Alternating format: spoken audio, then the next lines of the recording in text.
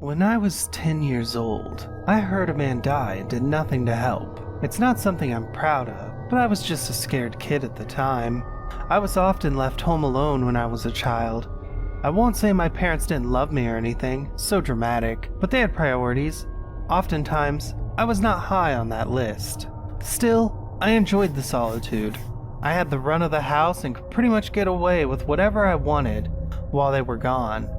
Well, as long as I made sure to clean up after myself. It was early February when it happened.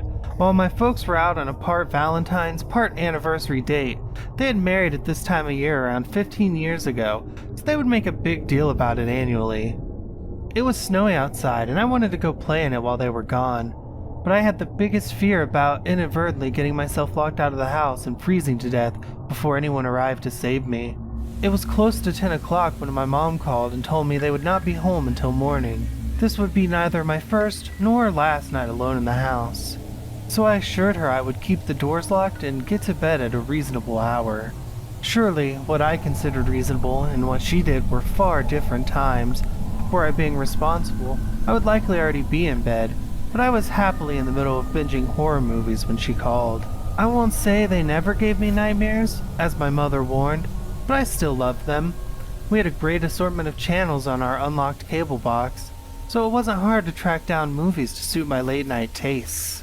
It was getting closer to midnight, and I felt my body begin to crave my bed when the commotion began outside. I peeked through the living room window to see a man screaming and running across the street. He was yelling out for anyone to help him. He even ran to some of the neighbors' houses and pounded on their doors. "Help! For God's sake, someone help me!" he cried out into the night while he slammed his fists against doors and walls.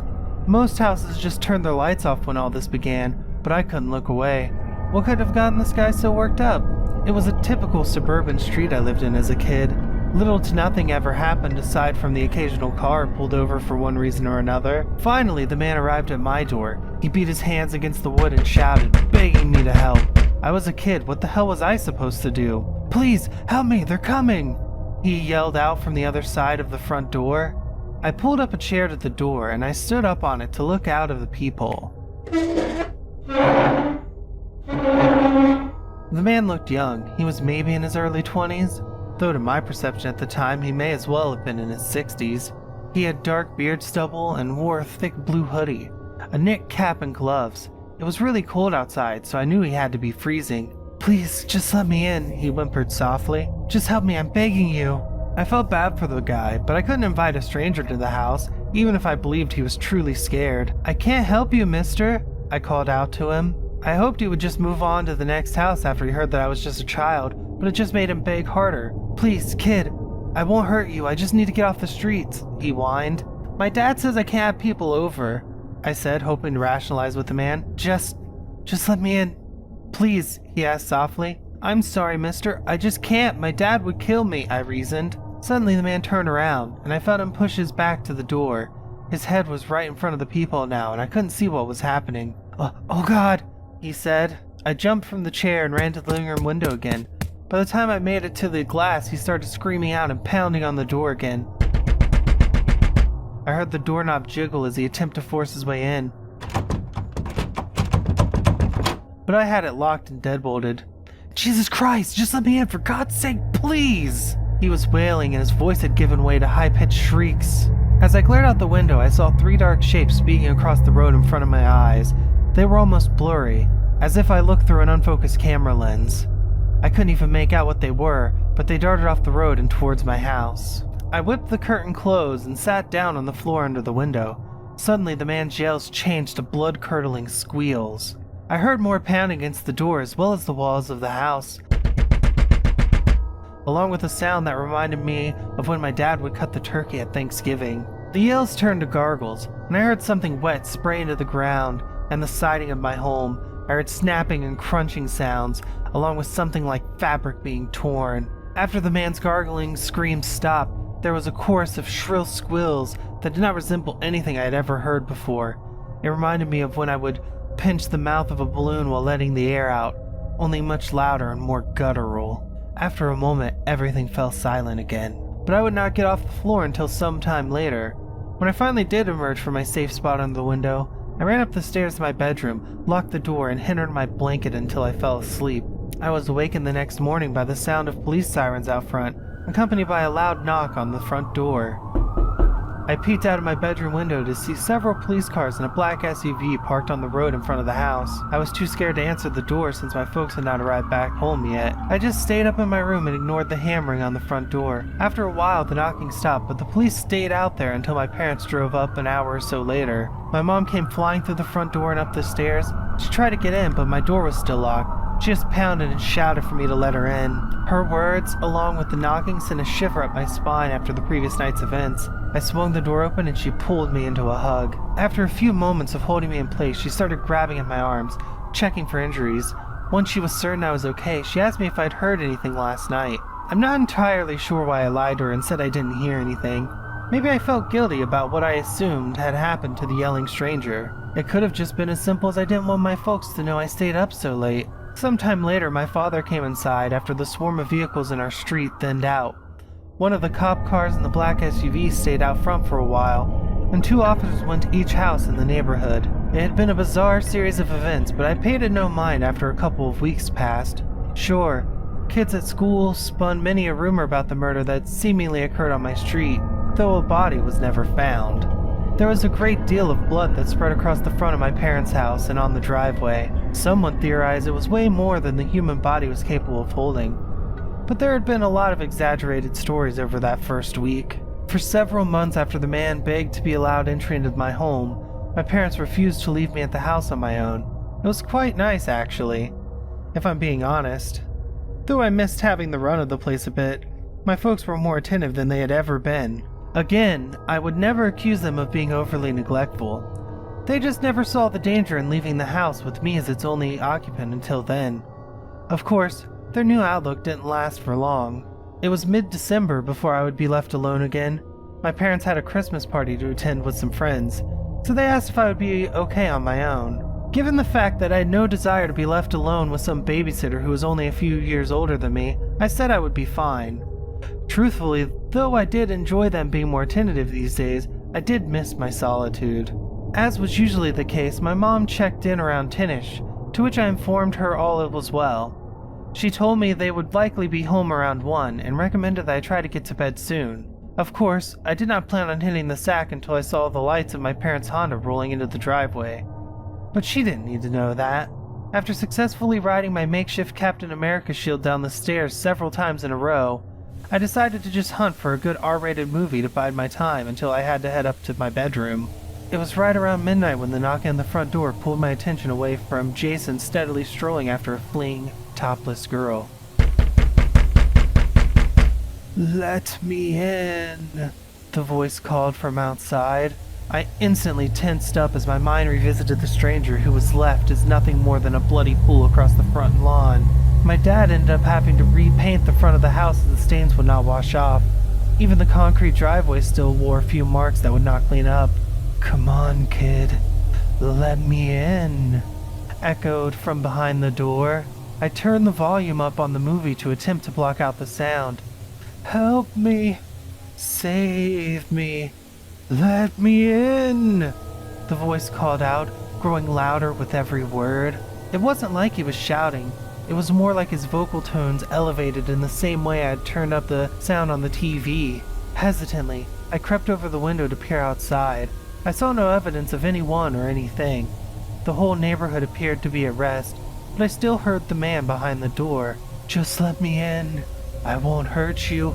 I promise," he called out again. I quietly carried the chair over to gaze through the peephole. I froze in place after I accidentally bumped wood to wood while attempting to position my prop. "I know you're in there, kid. Just let me in. Please."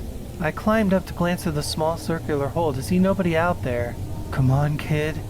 You can save me. You know that, right?" the invisible stranger asked. Certain that I had eaten way too much candy or had just knocked myself senseless while sliding down the steps, I decided to just turn off the TV and head to bed. Even after I turned on the box fan I used to provide ambient sound to help me sleep, I still heard the voice, which now sounded like it was coming from directly behind the second floor window. I sandwiched my head between two pillows, but it made little difference in the volume of the cries for help. "Don't go to sleep and leave me out there, kid. All you have to do is just let me in," it begged. It wasn't until I saw the light trace across the far wall of my bedroom that signified my parents' arrival that the voice fell silent. For years it carried on like that, always around midnight, and only when I was alone. I got to the point of practically begging my folks not to leave when they would inevitably head out for the night, and even requested a babysitter when they would. They agreed to my request for someone to watch over me while they were gone, but that ended after I turned 12. Sometimes I was able to arrange a sleepover with a friend, but there would be times I could not weasel my way out of being alone as the hour approached. Regardless of how often the voice would return, I was never able to just ignore it, or push it to the recesses of my mind while I focused on other things. When my folks would be gone all night, the voice wouldn't stop until I finally drifted off to sleep, which always required quite the struggle to achieve. As the years progressed and my school days ended, I went off to college where I would have a roommate for a time. Though I'd involved myself in any activity that would keep me from being alone in my dorm room after hours, there were still those times I would once again be at the mercy of the voice behind my door. No matter where I went in life, the stranger would follow, though there would never be any evidence of his presence aside from the begging plea and knocks on the door. After college, I still maintained a roommate to avoid as many late-night visits as I could, though it would not keep them away entirely. I couldn't exactly forbid my housemate from having a life after all. For some years, I would only have to worry about the cries for help around the weekends. Unfortunately, when my roommate decided to move in with his girlfriend, I was shit out of luck. Sure, I attempted to get another roommate, but my erratic and desperate behavior freaked most interested parties out. So every single night after my housemate moved out, the knocking and screaming came, no matter how hard I tried to ignore it as the volume would crank up higher and higher. I even tried checking into a busy hotel for a night, hoping that the crowded hallways would keep it away, but nope. As long as I was alone in my room, the pounding would begin again around midnight without fail. For months I fought against my slipping sanity, but I could never block it out. Earplugs? Nope. Earphones with blaring music? Nope. Nothing would keep the man's begs for help from reaching my ears. Finally, after way too many sleepless nights to count, I couldn't tolerate it anymore. As many times before, I gazed through the peephole to reveal nobody there, though the calls and knocks still bellowed through. With a heavy sigh and a racing heart that felt as though it would crack through my sternum, I wrapped my trembling fingers around the doorknob and pulled it open.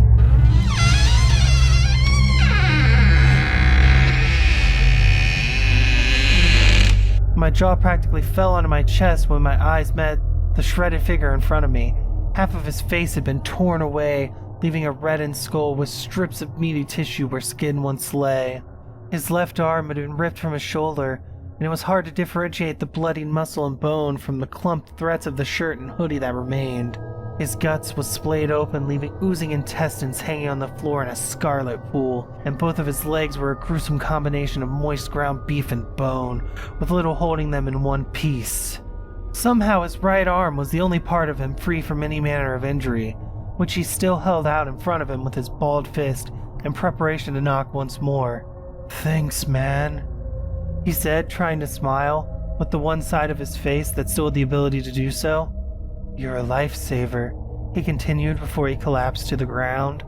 In a series of snapping and squishing sounds, his body twisted and contorted as it smoked, bubbled, and popped, shrinking down and dissolving into the fuzzy welcome mat and concrete pavement.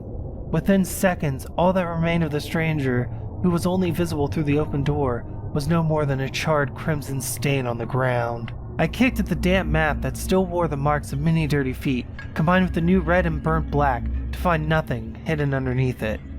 Though my mind was reeling and my mouth still hung agape, I strolled across the pathway that led away from my house, nudging the mat towards the garage can that stood at the end of my driveway. I picked up the carpeted sheet that now read, "We, Me," on either end of the grisly stains by one of the untouched corners and dropped it in my trash bucket. I stood outside staring back at my house with my head in a daze. Could that really be all I had to do to put an end to this madness? Would my nightly visits finally be over? I began to cackle like a crazy person while I paced back to my open door, feeling like my remaining marbles may indeed be rolling out of the confines of my noggin for good. Before I could reach the entry to my home, I heard what sounded like a pack of wild animals, thundering their feet across the ground behind me. I whipped around to see 3 hideous and deformed dog-like creatures scampering across the road towards me. thick, phlegmy slobber dripped from their gaping maws as they sprinted at me on muscular legs covered in matted, dreadlocked fur. I screamed at the top of my lungs and hauled ass through my doorway and slammed it shut behind me. I quickly flipped the deadbolt latch and pressed my back to the door with the beast ramming into it from the other side. Wailing barks and growls blended with something that resembled the sound a wood chipper might make if you threw 50 pounds of frozen food into it, squalled from outside. They did not attack the actual door again after the initial slam from the quickly ceased high-speed pursuit. I had no doubt that were they to attempt to force their way in, my simple locks would not keep them at bay for long. I glanced through the peephole again to see the trio just pacing back and forth, still dripping that noxious drool with every whimper of their awful sounds. Each of them were quite large, easily twice the size of the largest dog I had ever seen. Their bodies and limbs bulged with rippling muscles, and their mouths were filled with jagged and misshapen yellow teeth. Every one of the 6 enlarged eyes glowed a vibrant orange beneath their furrowed brow. Accepting that another sleepless night was ahead of me, I drew my largest kitchen knife from the rack beside my stove and sat on the couch trembling from head to toe. Of course, I had no doubt that a paltry blade used for preparing a meal would provide little defense against the horrendous beasts. I just gripped onto the hilt like a safety blanket and prayed they wouldn't try to force their way inside. At some point, I must have fallen asleep, and by the time the sun rose, the beast had moved on, as far as I could tell anyway. I slowly pulled my door open to reveal nothing but the stained concrete behind it. I felt on edge for the rest of the day, but nothing else appeared out of place while I went on about my daily grind. It wasn't until I was on my way home, after dining with some friends after work, that I understood the new troubling situation I would be forced to endure. The sun began to set on my drive back to my house, something that never made me nervous before, not until midnight anyway. By the time I arrived on my street, the world was now lit by the subtle glow of the moon. It was then that I heard the barking and growling again. I darted my eyes to my rearview mirror to see the 3 matted creatures speeding at me from behind. I slammed my foot to the floor, causing the Nissan to speed faster across the road to my house than I would have ever dared before. I was terrified at the idea of kids playing on the street or absent-minded drivers drifting into my lane, but I had to outrun these things and reach the safety of my home. I skidded into my driveway and felt my right tires lift from the ground as the left one spun to a halt, tearing into the grass and dirt of my front lawn. My heart was hammering against my chest again while I sprinted to my front door. I could practically feel the foul breath of the demonic hellhounds on the back of my neck as I fumbled my keys against the knob in an attempt to gain entry. I dare not look behind me until I finally achieved success and tripped onto the floor, kicking the door shut with my heel. I rolled over and reached up to latch my lock when I heard and felt the hard slam of the monstrous creatures beginning another night of their atrocious wails calling from outside. This is how I live now. I never stay out after dark no matter what. I feel a panic attack building up whenever I see the sun begin to recede for the night, whether I'm safely behind my walls or not.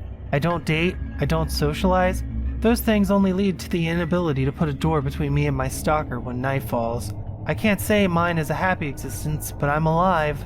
I wonder sometimes if I had allowed the stranger entry the first time he begged for it, would I be where I am now? Or would he have transferred this curse to me sooner? Somehow, I doubt I'll ever have answers, but there has to be a way out of this, right? If you take nothing else from this tale, just remember this. Should I ever come knocking on your door after dark, no matter how hard I beg, no matter how much I cry, do not even acknowledge me, and for God's sake, don't let me in.